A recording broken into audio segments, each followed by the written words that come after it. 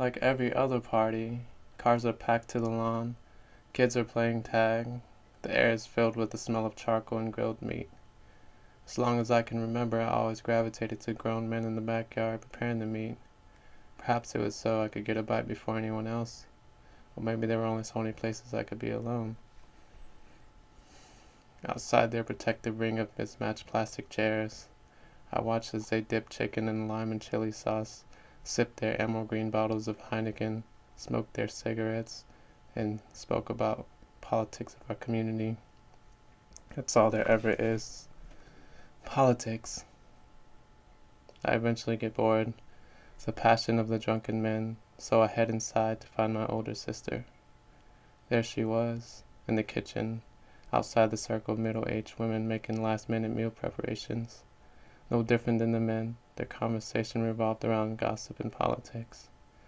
I asked my older sister, "When are we going home?"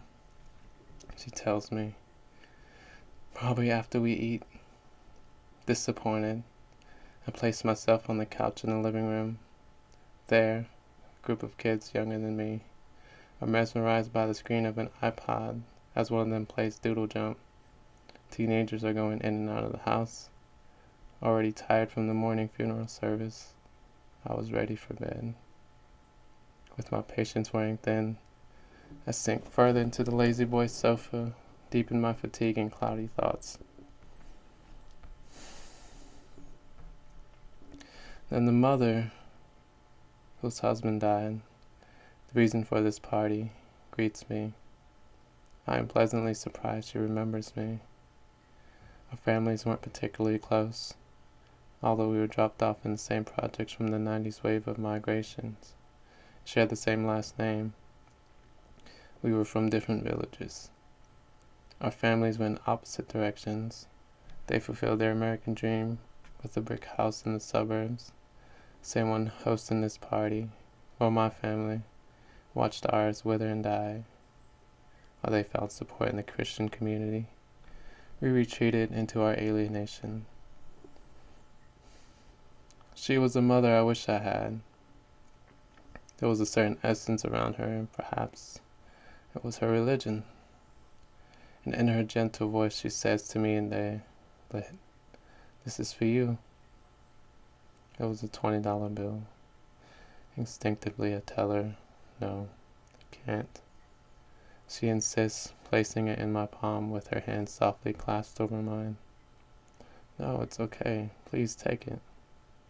In this cultural dance of gift exchanging, I eventually cave in.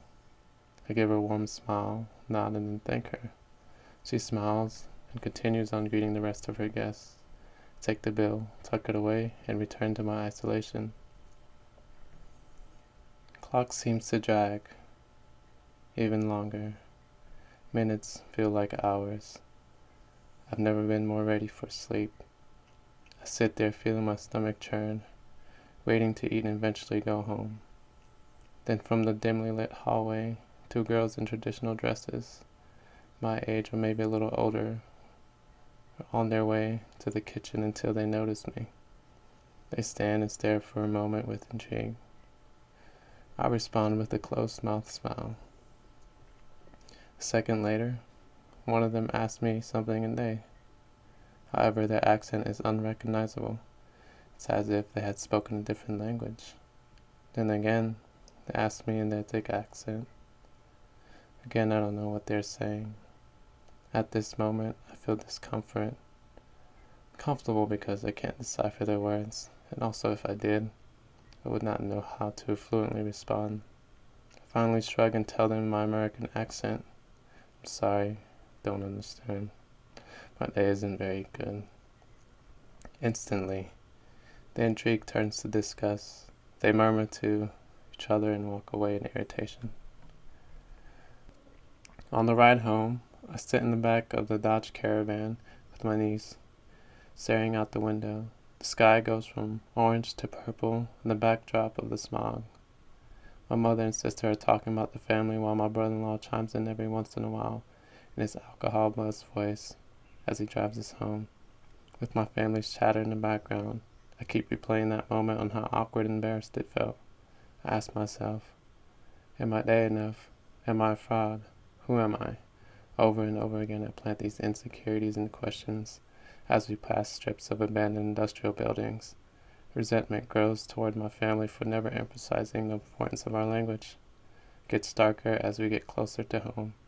I feel worse as I sit there lost in thought. By the time we arrive, it's pitch black. We head inside. I collapse in my bed.